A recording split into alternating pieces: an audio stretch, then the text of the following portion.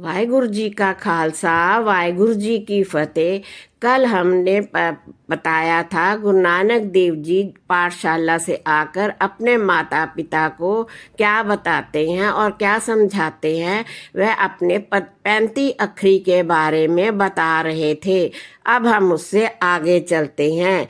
यज्ञा अक्षर कहता है, जो सतगुरु जी के उपदेशों को सत्य मानकर चलते हैं उनको दोबारा जन्म नहीं होगा।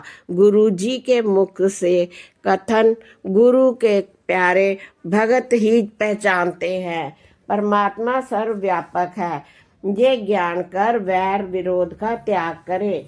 रारा अक्षर कहता है कि जो संपूर्ण जीव चरचरा में है उसमें राम व्यापक है। जैसे समस्त भूमि में जल रमा हुआ है, जहाँ कूप खोदा जाता है वहाँ भी जल प्रकाशित होता है।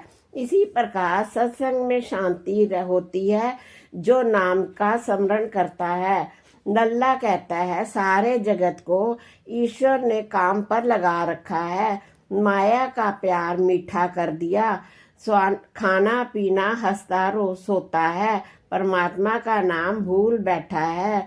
बब्बा अक्षर कहता है, वासना को रोक कर जिसने इंद्राणियां जीत ली, संसार तमाशा देखने के लिए सतगुरु के रूप मन ने धारणा किया है। सभी जीवों में सत्ता देकर देख रहा है कि जो उसकी आज्ञा को सत्य मानते हैं वही संत हैं। अड़ाड़ा अक्षर कहता है, हे जीवो निशावान झगड़े क्यों करते हो। जो कुछ प्रभु की आज्ञा है वही मानो। जो प्रभु की आज्ञा मानता है उसी का धन्यवाद। हाहा अक्षर कहता है, जो प्रभु ने जीव पैदा किए हैं उन सब की पालना करता है। जिन गुरुजनों ने उस परमात्मा का नाम उच्चारण किया है वही गुरु लोग ज्ञान के दाता है। ईश्वर और गुरु इनके बिना और कोई भी नहीं। सभी को क्रमानुसार अन्न जल वस्त्र देता है, उसके बिना कोई नहीं। ऐड़ा कहता है कि जिस भगवान ने आदि से सृष्टि रच रखी है, समस्त जो कुछ परमात्मा ने करना था किया और सब कुछ करना चाहे तो कर सकता है। वह समर्थ है, वह ईश्वर करने वाला है। गुरु नानक जी इस प्रकार कहते हैं, पंडित जी मैंने प्रभु महिमा का गीत गाया है, आप भगवान को याद करो। संसारी विद्या का त्याग ही अच्छा है। आत्म विद्या संसार को सिखाओ। संसारी विद्या बंधन का कारण है और कमाने के लिए सीखी जाती है, और ब्रह्म विद्या बंधनों को काटने वाली है। जब नानक जी ने ये शब्द कहे तब पंडित जी ने कहा, हे कालू जी, चारों वेदों की विद्या संसार में लोप हो रही है। ये तुम्हारा पुत्र उसे प्रकट करने के लिए आया है।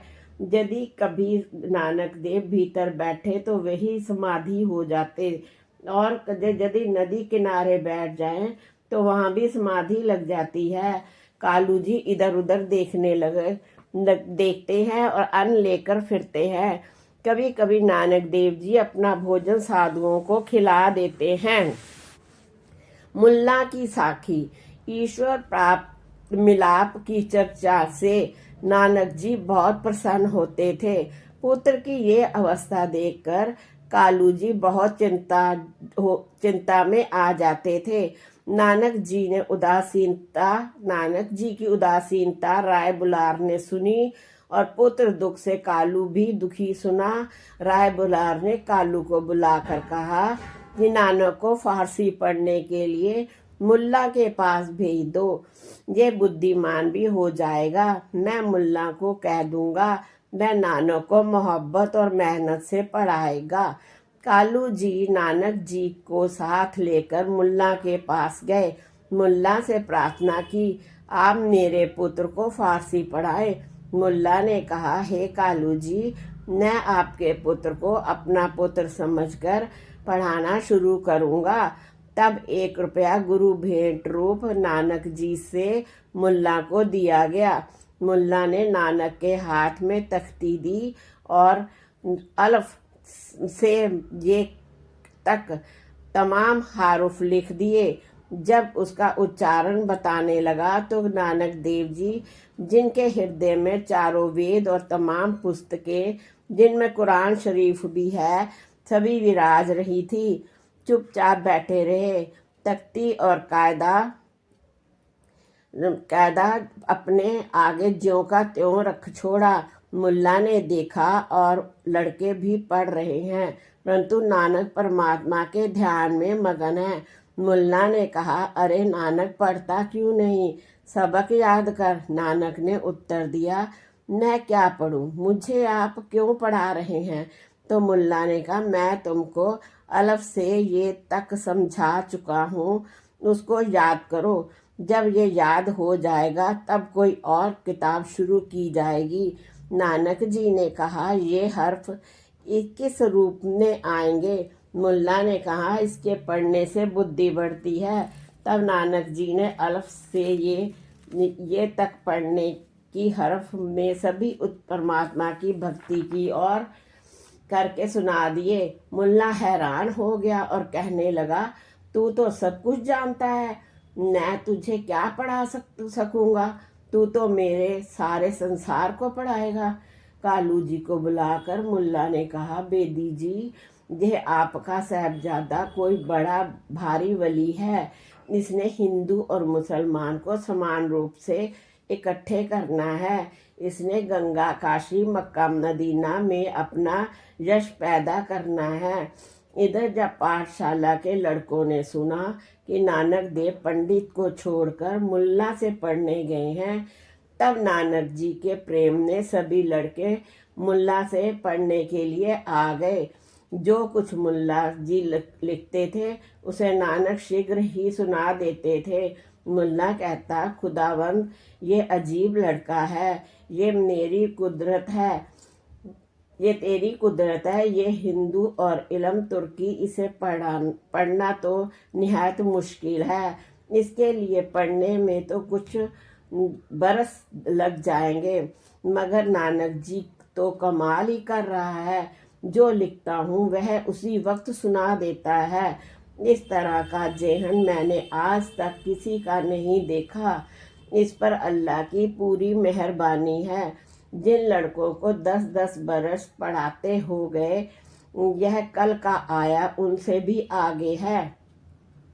इसके अतिरिक्त जो कोई भी गुरुजी के पास आता था, उसे आप ईश्वर संबंधी शिक्षा देते थे। तब आपकी स्तुति संसार में होने लगी। सभी कहते, नानक ईश्वर भक्त है। नानक देव मुसलमानी भाषा में मुसलमानों को तसल्ली, तो हिंदी भाषा में हिंदुओं को शिकायत दूर करते थे। भाव ये कि प्रत्येक को पूर्ण करते थे।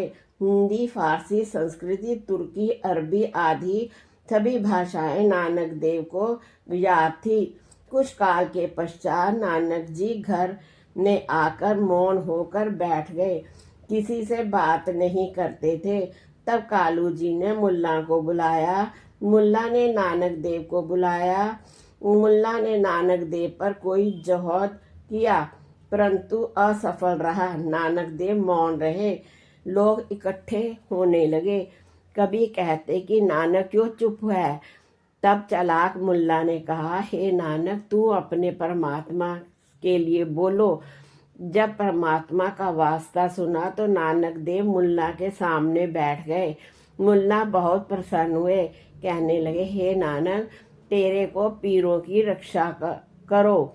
तू तो खुदावंद करीम का भेजा हुआ है। तेरे पर रब्बी मेहर है। तेरी खामोशी से दुनिया दुखी होती है। जरा बोलो। नानक देव जी ने मुस्कुराकर तेलंग राग में एक शब्द का उच्चारण किया, जिसका अर्थ था, हे साहिब, तेरे आगे मेरी एक प्रार्थना है, आप कान लगाकर सुनो। तू कैसा है? करतार कारण करना है। मनुष्य दुर्गुण की कान है। परमात्मा अनंत है, सबकी पालना करता है, उसके बगैर कोई और नहीं। तब मुल्ला ने कहा, हे नानक, तेरे मौन रहने से जनता दिलगीर हो जाती है। अब उठो। तब नानक जी ने दूसरी पौड़ी उच्चारण की। अर्थ नानक देव जी कहने लगे, मुल्ला साहेब, ये संसार नाश होता जा रहा है। मैं किसी से बात करूं, ये सत्य है। जिस मनुष्य के सिर पर बाल फरिश्ते भी अपना हाथ से पकड़े हुए हैं, वह उसे एक आध पल में ले जाएगा। हे मुल्ला, ये मनुष्य नहीं जानता मेरे सिर के बाल यम के हाथ में हैं। मुझे अपने मरने की चिंता नहीं। ये भी नहीं जानता कि मेरा कुछ नहीं बनेगा। मुझे ये अचंभा है, मनुष्य को और कुछ नहीं किस प्रकार नहीं सूझता। मुल्ला ने उत्तर दिया, अभी आप अल्प वयस्क हो, इस वैराग्य को पढ़ने का अभी समय नहीं है। युवा होने पर आपको इच्छा होगी करना।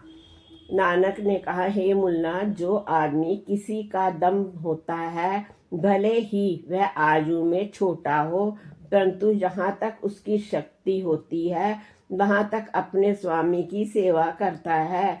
यदि ये प्रभु की सेवा स्मरण आदि ना करूं तो मुझ में दोष आएगा। मुल्ला ने कहा, जब इस पुरुष का अंत समय यमराज पकड़ेगा, उस समय इसकी सहायता कोई नहीं कर सकता। उस समय कोई मित्र नहीं बनता। प्रभु नाम बिना कोई रक्षक नहीं होता। जिस पर अकाल पुरख कृपा करे उसे ही छुड़ा लेता है। मुल्ला ने कहा, नानक, तेरे ओहो भाग्य, तुम ना उस परमात्मा की कृपा अल्प आयु में ही प्राप्त कर ली। ईश्वर की अनुकंपा से तुझे सही ज्ञान प्राप्त हुआ है। तुम में कोई और बुराई नहीं है, ना ही होगी। ये सुनकर नानक देव जी ने तीसरी पौड़ी का उच्चारण किया और नानक जी कहने लगे, हे मुल्ला जी, परमेश्वर मरण की बात तो ये अजीब करता नहीं और निंदा करता रहता है। आठों पहर यह आलस्य में रहता है, सभी की बुराई में लगा रहता है। सदैव इसकी दृष्टि दोष में रहती है। ये जीव आलस का मारा बेलगाम फिर रहा है। हे मुल्ला जी, ये मनुष्य एक क्षण परमात्मा का भजन नहीं करता। मैं उस परमात्मा का सेवक हूँ। ये सुनकर मुल्ला ने कहा, हे नानक, तू तो अब उस मालक के साथ जुड़ गया है। तब गुरु नानक देव जी ने चौथी पौड़ी का उच्चारण किया। इसका अर्थ गुरु नानक देव जी कहते हैं, मुल्ला जी, परमात्मा के जान लेने की बात वह इंसान नहीं करता, प्रत्येक की बुराई करता है। आठों पहर आलस्य में रहता है, बुराई करता है, गलत का मारा हुआ। अब गुरु नानक जी महाराज की आयु 9 वर्ष की हुई। तब पर यज्ञोपवीत संस्कार कराने के लिए कालू जी कुल पुरोहित हरदयाल को निमंत्रण किया। मुहूर्त बताकर सामग्री एकत्रित हो गई। बरादरी तथा नगर के ब्राह्मण सबको बुलाया गया। सभी एकत्रित हो गए। वेद विधि से गोबर को लेपन करके चौके पूरे गए। स्नान करवाया गया। गुरु नानक जी को बुलाया गया। गुरु जी की शोभा नक्षत्रों से चंद्र से तुल्य की गई। पुरोहित जी ने क्षत्रिय कुल के अनुसार सभी कार्य आरंभ किया। संध्या शिखा सूत्र धोती आदि की मर्यादा बताने लगे। गुरु जी सिखाकर उपदेश कहने लगे। तब जगत गुरु नानक जी ने पुरोहित को कहने लगे, हे प्रियवर, इस यज्ञोपवीत को पहनने से की क्या विशेषता होगी? इसके पहनने का क्या धर्म होगा? तब उसने कौन सी उपाधि प्राप्त होगी? यदि इसे ना पहना जाए तो क्या न्यूनता होगी? पुरोहित जी ने कहा, यज्ञोपवीत ना पहनने से मनुष्य अपवित्र रहता है। ये वेद विधि के अनुसार ब्राह्मण क्षत्रिय वैश्य यज्ञोपवीत धारण करते हैं, तब प्रत्येक धर्म कार्य के अधिकारी हो जाते हैं। गुरु जी बोले, पंडित जी, यदि ब्राह्मण क्षत्रिय होकर गले यज्ञोपवीत आदि पहनकर उसने झूठ आदि दूषित कर्म किए तो फिर इसका टीप टॉप का क्या लाभ होगा? इसका क्या, उसका अंतरात्मा ही शुद्ध नहीं है तो बाहर के दिखावे से उसका क्या सुधरेगा? मेरे विचार से तो यदि यज्ञोपवीत आदि धारण करके बुरे काम ही करने हैं तो वह ब्राह्मण क्षत्रिय नहीं है परंतु चंडाल है। उसे एक दिन यमराज के सामने जाना होगा। जब इस प्रकार गुरुजी ने कहा तब वहां जितने लोग उपस्थित थे सभी अचंभित हो गए। कहने लगे, परमेश्वर, नानक तो अभी बालक है परंतु इससे बातें तो बुजुर्गों की तुल्य है। पंडित जी अचंभे में आकर कहने लगे, हे नानक, तब मनुष्य को कौन सी यज्ञोपवीत धारण करना उचित है, इससे इस जीव का धर्म स्थिर हो? तब गुरु नानक देव जी कहने लगे, मैं आपको असल यज्ञोपवीत सुनाता हूँ।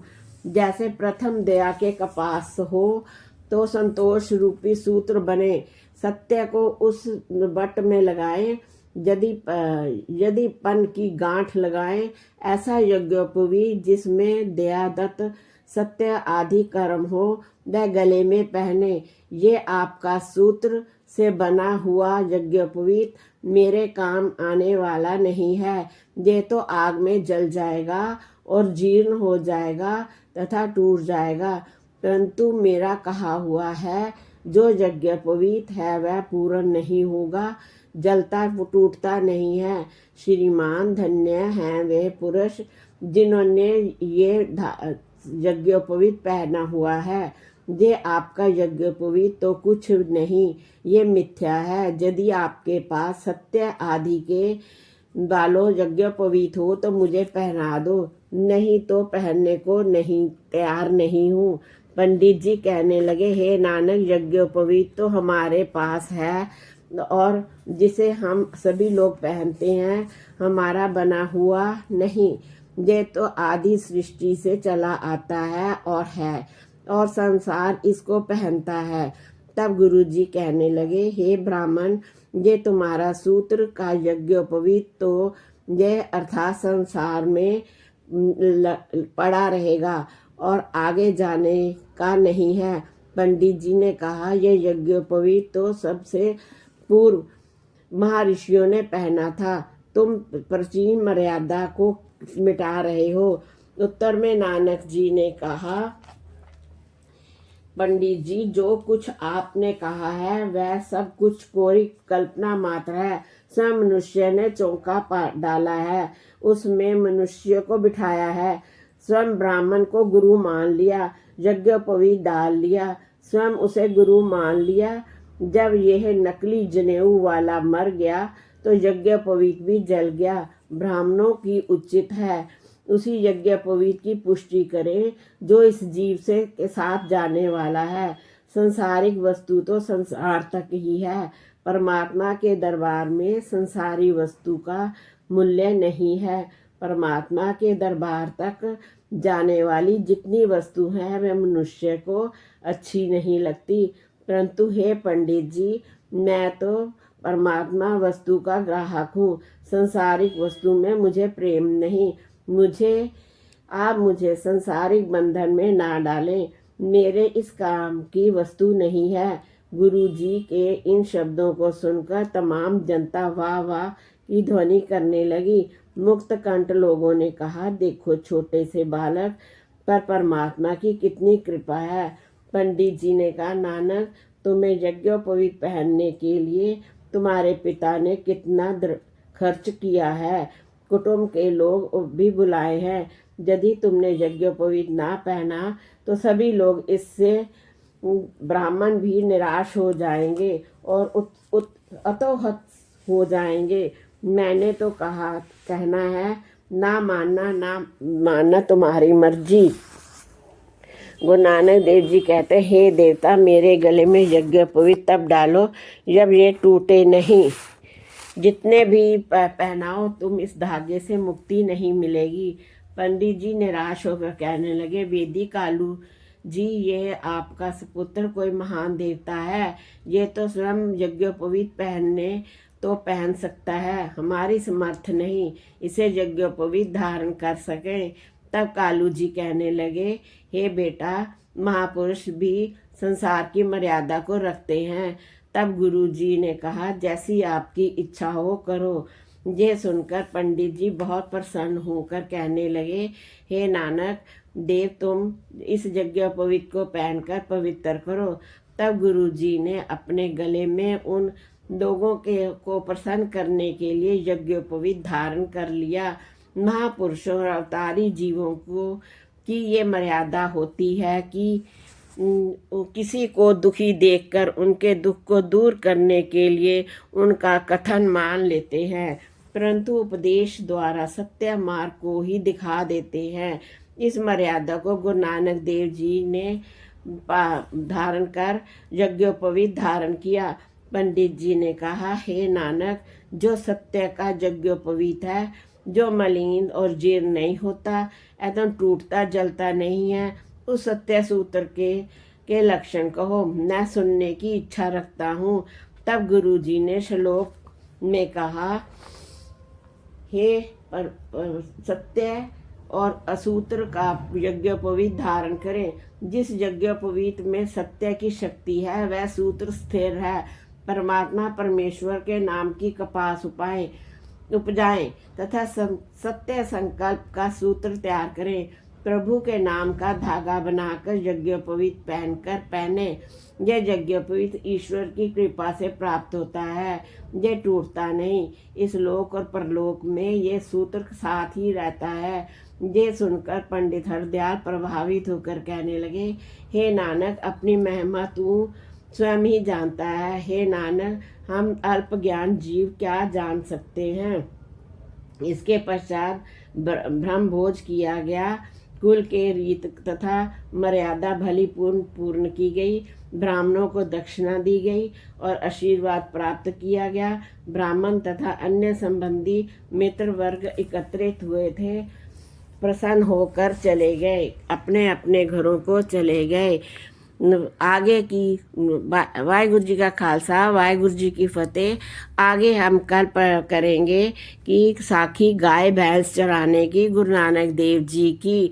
वाहिगुरु जी का खालसा, वाहिगुरु जी की फतेह।